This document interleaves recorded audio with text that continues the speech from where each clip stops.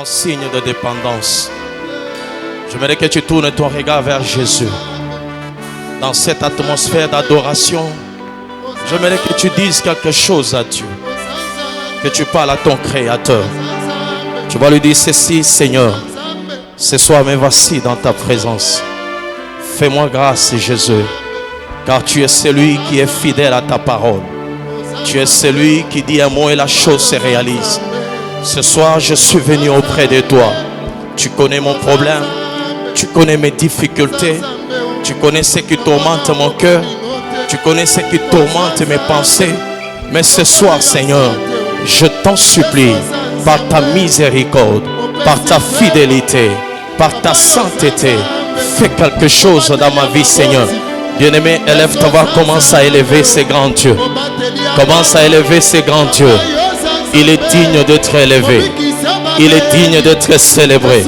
Il est digne d'être glorifié. Il est digne d'être magnifié.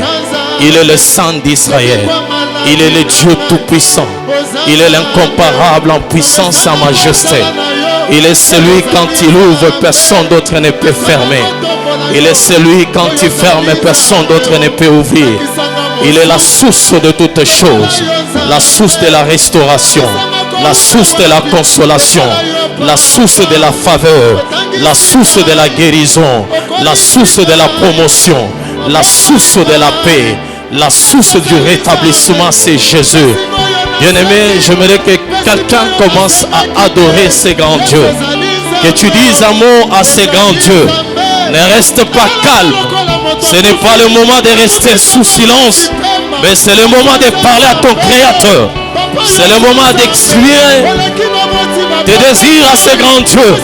Lui qui a permis que ce soir que tu sois en ces lieux. Lui qui a disposé.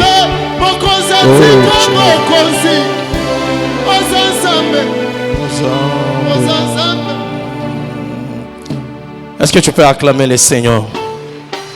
Acclame fortement ces grands dieux. Acclame fortement ces grands dieux. Acclame fortement ces grands dieux. Il est merveilleux, ce grand Dieu. Il est un Dieu d'amour. Il est un Dieu compatissant. Il est un Dieu qui compatit toujours avec nous. À chaque fois que nous sommes en difficulté, à chaque fois nous sommes tourmentés, agités, il est celui qui est toujours à nos côtés pour nous faire du bien. Alléluia. J'aimerais que tu dises à celui qui est à côté de toi: je te communique ma joie ce soir. Sois dans la joie, dans la présence de Dieu. Alléluia. J'entends quelqu'un dire à son voisin: voisin, sois dans la joie ce soir, parce que tu es dans la maison du Seigneur. Alléluia. J'ai dit merci au patriarche pour la marque de confiance, lui qui nous a sélectionnés afin que nous puissions parler de la part du Seigneur ce soir. Je dis merci à tout le monde ici présent pour votre disponibilité. Alléluia. Alléluia. Vous savez, il n'est pas toujours facile de se tenir devant vous pour parler de la part du Seigneur, mais je crois que ce soir, avec l'aide du Saint-Esprit, nous ferons quelque chose. Alléluia. Alors tu vas t'incliner dans la prière, tu vas dire ceci: Seigneur, permets à ce que cette parole qui sera communiquée en ces lieux, que cette parole puisse guérir mon cœur. La Bible dit que la parole nous a été envoyée et la parole guérit. Que Dieu puisse te guérir à travers cette parole qui sera communiquée ce soir. Que Dieu puisse guérir tes blessures. Que Dieu puisse guérir ton cœur. Je ne connais pas dans quel domaine où les choses ne marchent pas. Je ne connais pas quel est ton problème qui t'a amené ce soir dans la présence de Dieu. Mais c'est que je sais de la part du Seigneur. Il a dit dans sa parole que personne ne vient dans sa présence et retourne tel qu'il est venu. Alléluia. Et j'ai l'assurance ce soir qu'à travers cette parole, ton cœur sera consolé et tes larmes seront essuyées. Élève ta voix, dis quelque chose à Dieu. Prie au nom de Jésus. El Shaddai, Adonai, toi le Dieu Tout-Puissant, je te bénis pour ces instants. Je te dis merci parce que tu as permis que je puisse m'éterniser devant ton peuple pour parler de ta part. Seul je ne peux rien, comme tu l'as dit dans ta parole, que seul tu ne peux rien, mais avec l'Esprit Saint, tu feras des exploits. Seigneur, ce soir, j'ai besoin que ton Esprit Saint m'accompagne, que l'onction du Père soit avec moi afin que je puisse parler de ta part Guide-moi, Seigneur. Oriente-moi selon ta volonté. Je néantis toute influence du monde éternel. Tout ce qui a été planifié pour perturber au éternel et Dieu la réussite de ces cultes ou la réussite de ces instants soit nul et sans effet au nom de Jésus. Cher Saint-Esprit, prends contrôle, prends le règne, domine un seul maître et dirige toutes choses selon ta volonté. Au nom de Jésus, je viens ainsi de prier avec action de grâce, tout en acclamant les grands dieux.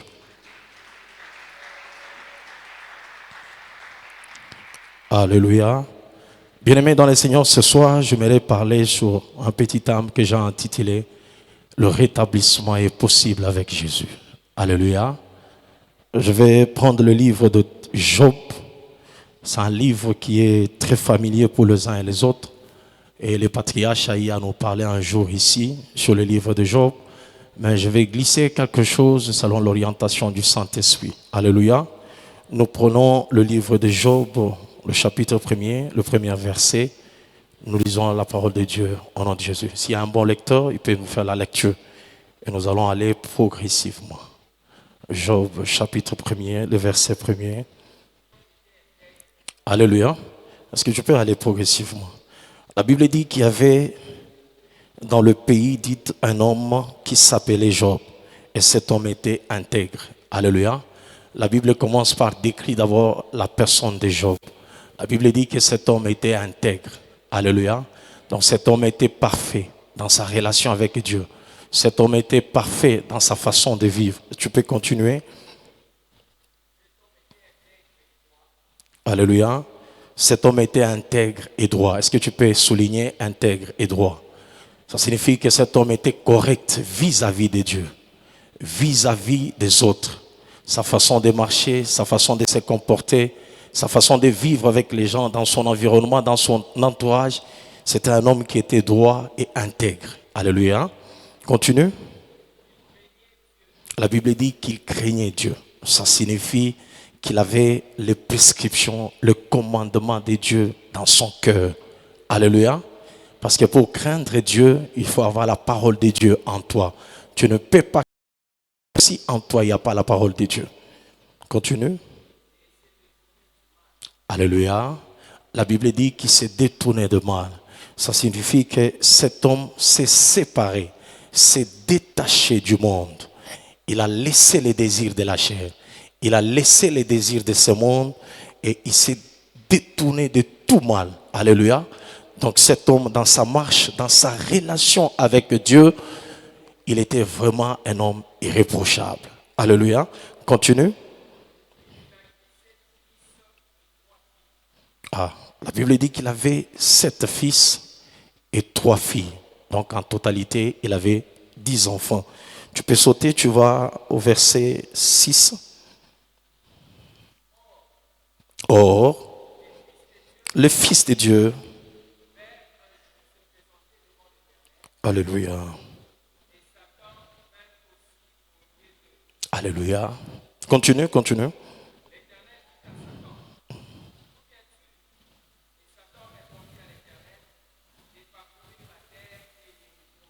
Alléluia. Continue.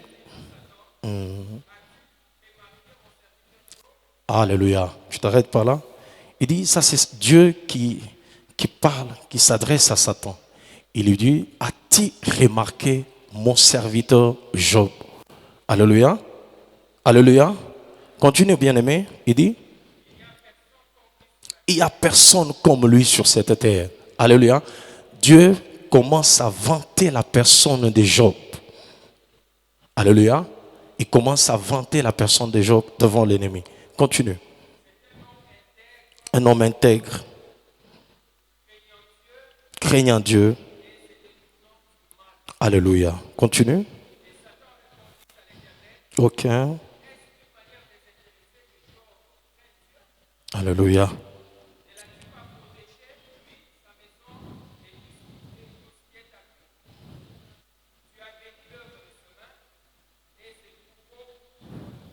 Alléluia. Tu t'arrêtes pas là.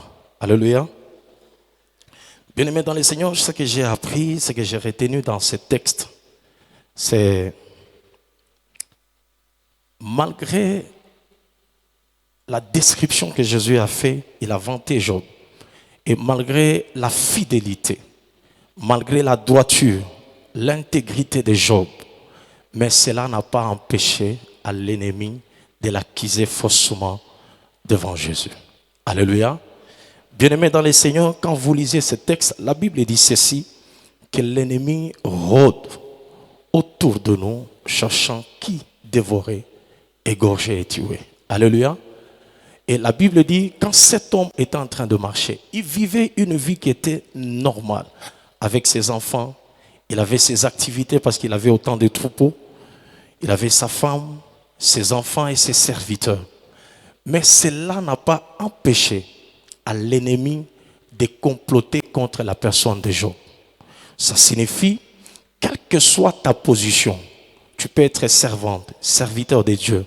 Cela n'empêche pas à l'ennemi de t'attaquer. Alléluia. La Bible dit que l'ennemi est allé vers Jésus, le diable. Il est allé accuser faussement.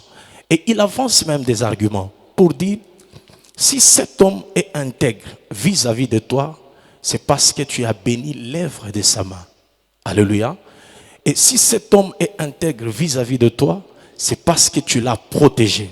Certainement, Job bénéficiait de la protection de Dieu. Job bénéficiait de la grâce de Dieu. Et la grâce de Dieu accompagnait Job dans toutes ses activités. Mais ce qui est bizarre dans ces textes, c'est quand l'ennemi s'élève, il se tient, il monte des fausses accusations contre la personne de Job. Et pourquoi l'ennemi fait ça? L'objectif, c'était d'éloigner Job de la présence de Dieu. Alléluia. Alléluia. Alléluia. Bien-aimé dans le Seigneur, laisse-moi te dire que quelle que soit ta position, il y aura toujours des gens qui soient au sein de ta propre famille, qui soient dans ton milieu de travail, qui soient même au sein de l'église, qui soient partout, quelle que soit ta fidélité vis-à-vis de Dieu, cela ne peut pas empêcher l'ennemi de t'attaquer. Alléluia. La Bible dit qu'il y a eu un homme, et cet homme s'appelait Daniel. Daniel, c'était un homme qui craignait Dieu. Mais cela n'a pas empêché à ce que Daniel soit accusé faussement. Mais ce que j'aime beaucoup dans tout ce qui s'est passé dans la Bible, qu'il soit Daniel, qu'il soit Joseph, qu'il soit Job, tous trois, ils ont été accusés faussement. Mais ce que j'aime de Dieu, Dieu les a justifiés. Ça signifie, quelles que soient les accusations, quels que soient les faux témoignages qu'on porte sur ta personne, il y a quelqu'un qui sera toujours à tes côtés pour te justifier. Et ce soir, je lève ma main en tant que serviteur de cette église pour déclarer, s'il y a des gens au sein de ta famille, s'il y a des gens dans ton milieu de travail, s'il y a des gens dans ton environnement, qui soient là où tu habites, qui t'accusent faussement, avec une seule objectif ou mission de nuire à ta vie, laisse-moi te rassurer ce soir qu'il y a quelqu'un qui est à côté de toi, qui te dit, je suis à côté de toi, je ne peux pas t'abandonner, je ne peux pas te laisser, et il est présent pour nous justifier. Laisse que le Seigneur Jésus-Christ que tu es en train de servir au sein de cette église puisse te justifier dans tous les domaines de ta vie. Alléluia. Alléluia. Alléluia. Bien-aimé, quand vous descendez, est-ce que tu peux nous lire le verset 10? Non, le verset 13. Le verset 13.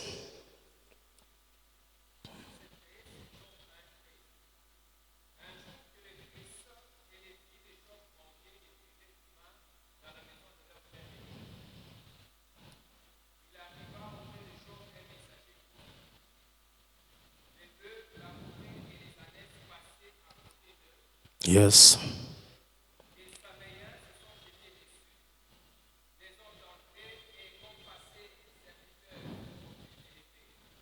Alléluia. Alléluia. Que Dieu bénisse sa parole. Bien aimé, quand vous lisez le verset 13, vous descendez jusqu'au verset 19, vous allez comprendre trois choses.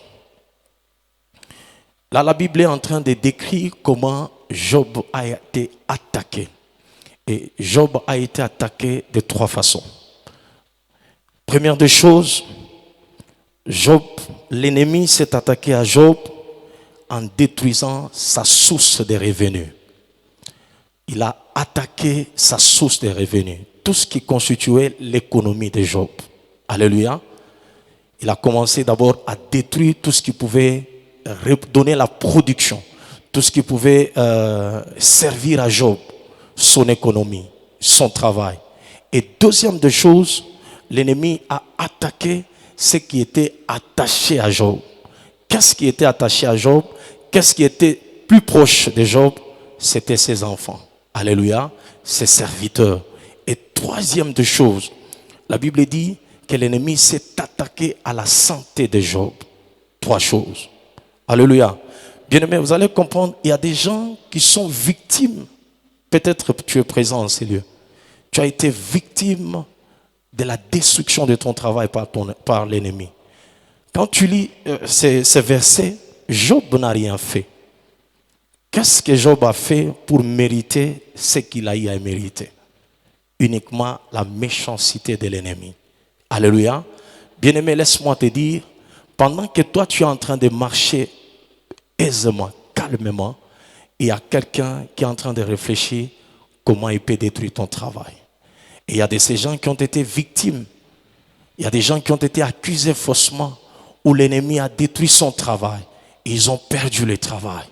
Et Job a perdu aussi son travail. Job a perdu ce qui constituait sa source de revenus, sa source de production. Job a perdu même ses enfants. Il y a des gens qui ont perdu les enfants. Il y a des gens qui ont perdu leurs femmes. Il y a des gens qui ont perdu leur mari.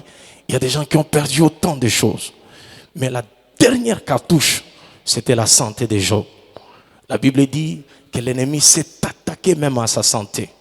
Et quand tu vois tout ça, l'objectif, c'était tout simplement de séparer Job avec son Créateur. Mais ce que j'aime beaucoup de cet homme, la Bible dit, malgré qu'il était riche, il avait premièrement une bonne moralité. Donc sa richesse ne l'a pas poussé à commettre des bavures. Sa richesse ne l'a pas poussé à désobéir à Dieu. Sa richesse ne l'a pas poussé à poser des actes qui étaient contraires à la volonté de Dieu. Mais cet homme est resté intègre et droit. Alléluia. Et vous allez vous rendre compte qu'actuellement, aujourd'hui, dans nos milieux, dans nos églises, il est rare de voir un homme qui est béni, de rester intègre, de rester droit, craignant Dieu. Mais aujourd'hui, quelqu'un qui est béni, qu'il soit sur le plan matériel, sur le plan financier, utilise de sa bénédiction pour faire ou nuire aux intérêts des autres. Alléluia. Mais regardez cet homme de Job, bien-aimé dans le Seigneur. Cet homme de Job, malgré sa position, cet homme est resté intègre. Malgré sa richesse, cet homme est resté fidèle à Dieu. Mais ce qui est bizarre, c'est quoi dans ce texte? L'ennemi a attaqué Job. Il a détruit ce que je viens d'énumérer en ces lieux.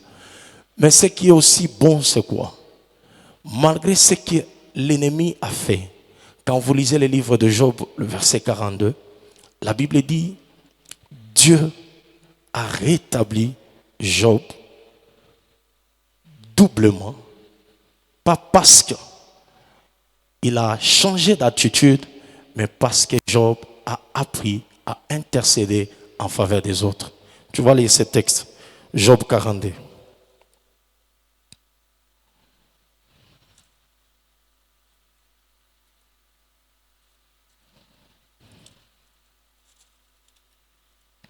Job 42, le verset 10.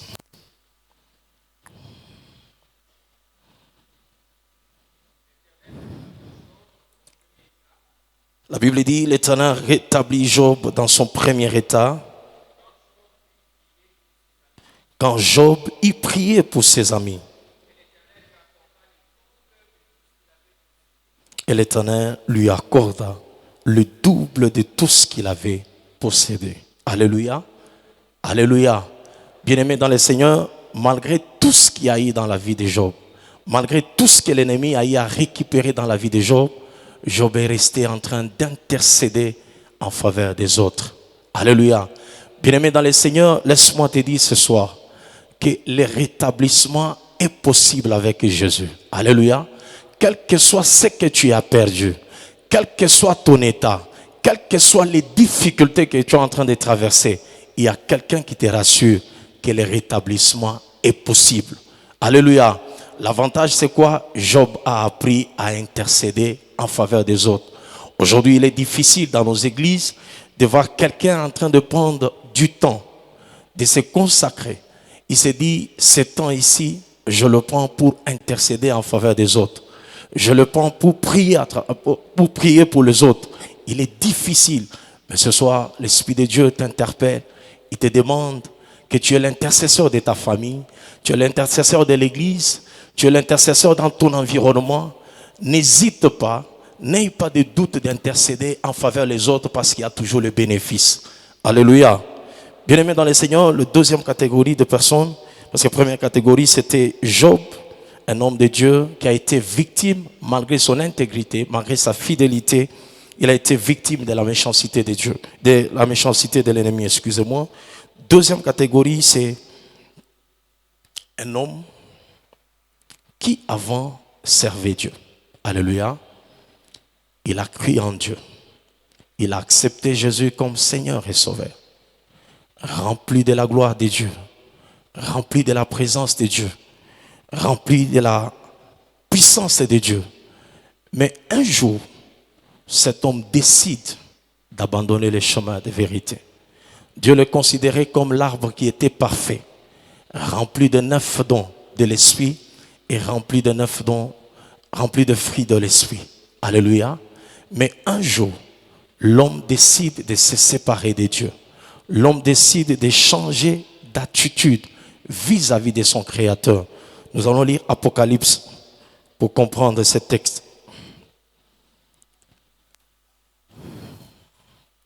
Apocalypse 2, le verset 4.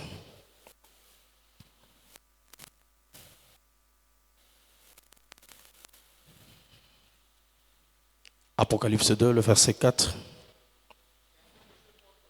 Ah. Alléluia. Écoutez ce que Dieu dit. Mais ce que j'ai contre toi, contre qui? Contre toi qui est présent ici en ces lieux, c'est que tu as abandonné ton premier amour. Alléluia. Bien-aimés dans les Seigneurs, il y a des gens qui ont abandonné les Seigneurs. Il y a des gens qui se sont séparés de Dieu. Il y a des gens qui servaient Dieu. Il y a des gens qui ont bénéficié de la présence de Dieu, qui ont bénéficié de la puissance de Dieu, qui étaient couverts de la gloire de Dieu. Mais un jour, cet homme a décidé de se séparer de Dieu. Cet homme a décidé de changer d'attitude. Quand vous descendez, écoutez ce que Dieu dit dans sa parole. Il dit ceci, excusez-moi. Mais ce que j'ai contre toi, c'est que tu as abandonné ton premier amour. Ton premier amour, quand tu as accepté de servir Dieu, tu as bénéficié de 9 fruits du Saint-Esprit. En toi, il y avait l'amour. En toi, il y avait la douceur. En toi, il y avait la joie. En toi, il y avait la patience. En toi, il y avait la compassion. C'était facile pour toi de partager ce que Dieu t'avait donné aux autres. C'était pour toi difficile de cultiver en toi la haine. C'était pour toi difficile de vivre dans la division. Mais du coup, brusquement comme ça, tu changes d'attitude. Écoute ce que Dieu te dit ce soir. Il dit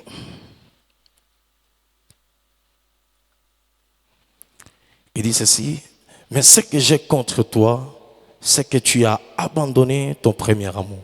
Souviens-toi donc d'où tu es tombé, répands-toi. Alléluia. Alléluia. Bien-aimé, Dieu nous interpelle ce soir. Dieu nous interpelle ce soir. Je ne sais pas dans quel domaine, je ne sais pas par où tu es tombé, mais toi seul tu connais quelle est ta relation actuelle avec Dieu. Mais Dieu veut à ce que tu ne puisses pas demeurer dans cette position parce qu'il te dit que le rétablissement est possible. Dans l'autre côté, c'était un homme qui a été victime de la méchanceté de l'ennemi, mais il était intègre. De l'autre côté, nous voyons un homme qui vivait normalement, rempli l'Esprit de Dieu, mais il a décidé de changer d'attitude. Il a décidé de quitter le chemin de l'obéissance vers la désobéissance.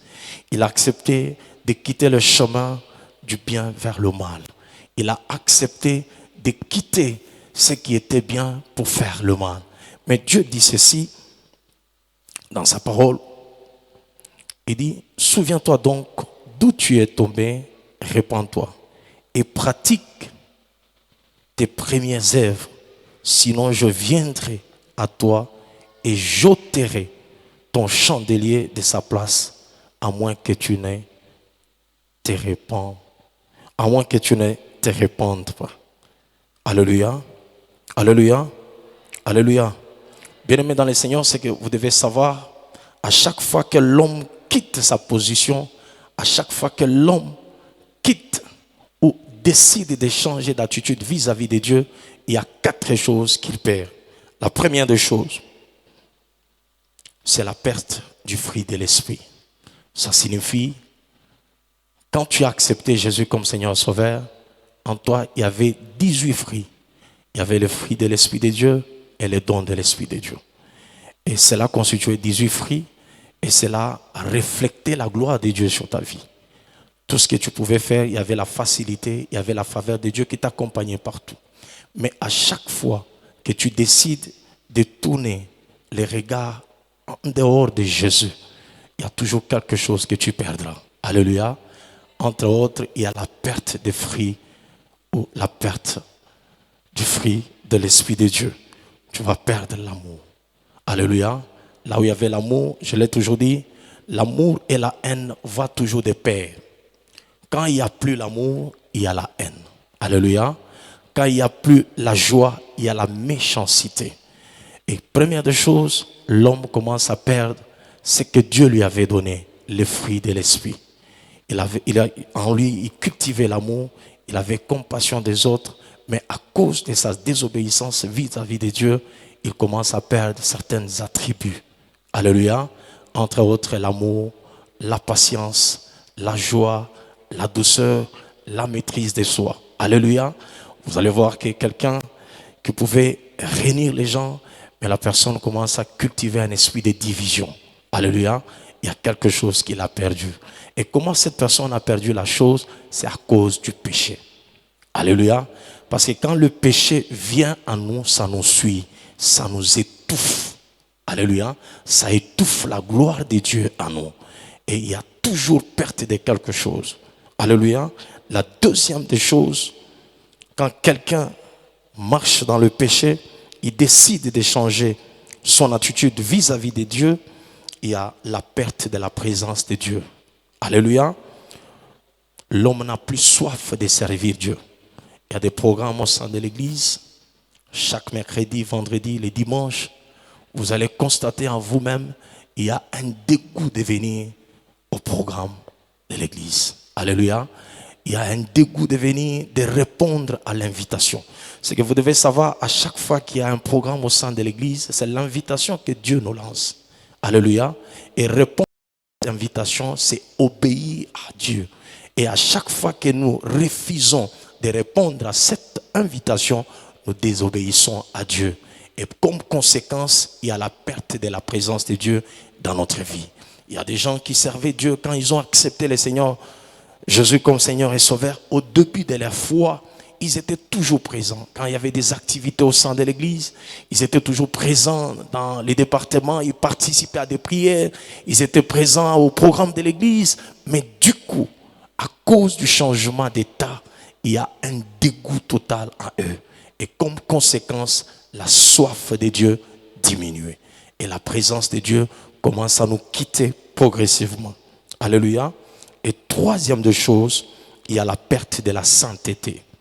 Alléluia. Troisième de choses, il y a la perte de la sainteté. Donc il y a l'abandon de la conduite sainte. Le péché devient normal. La haine devient normale. La jalousie devient normale. La division devient normale. La haine, tu trouves ça normal. Quelqu'un commence à poser des actes qui sont contraires à la volonté de Dieu. la vie de sainteté, les désirs de la chair devient normal. L'homme devient attiré par le monde. L'homme devient attiré par les choses de ce monde, par les plaisirs de ce monde. Il trouve normal de se retrouver dans un milieu qui n'est pas bon. Il trouve normal de poser des actes qui sont contraires à la volonté de Dieu. Pourquoi? Parce qu'il a perdu la vie de la sainteté. Alléluia. Alléluia. Et quatrième de choses, c'est la perte de la foi. Alléluia. Alléluia. Donc l'homme commence à vivre dans le désespoir. La Bible dit ceci dans le livre d'Apocalypse 3. Apocalypse 3, le verset 1er. Est-ce que, bien aimé, tu fais nous lire?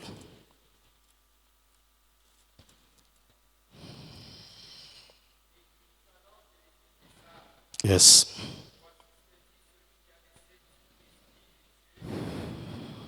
Yes. Yes. Alléluia. Alléluia. L'homme qui prétendait avoir la foi, qui prétendait être vivant, mais en réalité, à chaque fois, en zamani. Alléluia. Quand quelqu'un perd la foi, c'est fini. C'est ainsi que vous allez constater, quelqu'un commence à poser certaines choses. Il est en train de vivre dans le désespoir. Pourquoi? Cette semence qu'il maintenait, la racine qu'il a maintenue, il a perdu cela. Mais ce qui est plus bon et ce qui est plus merveilleux, c'est la bonne nouvelle. Et quelle est cette bonne nouvelle? C'est la promesse de Dieu. La Bible dit, malgré que tu as perdu la présence de Dieu, tu as perdu la sainteté, tu as perdu la foi, tu as perdu les fruits de l'esprit. Et Dieu vient auprès de toi. Il dit, je suis là. Il dit, je remplacerai toutes les années qui ont été dévorées par les sauterelles. Alléluia. Alléluia. Donc Dieu vient te rassurer que malgré que tout ce que tu as perdu, le rétablissement est possible avec Jésus. Alléluia. Alléluia. Alléluia. Alléluia. Bien-aimé dans le Seigneur, la Bible dit, il est celui qui restaure le sentier. Il est celui qui rétablit les fondements. Je ne sais pas dans quel domaine tu as perdu quelque chose. Pour Job, c'était la santé. Pour Job, c'était le travail. Pour Job, c'était les gens qui étaient attachés à lui, ses enfants. Et de l'autre côté, la Bible parle d'une personne qui a perdu les choses qui sont spirituelles. Alléluia. La présence de Dieu, elle est invisible, mais elle se manifeste au milieu de nous. Tu as perdu la foi, elle est invisible. Alléluia. Tu as perdu la vie de la sainteté. Je ne sais pas, tu te retrouves dans quelle catégorie de personnes.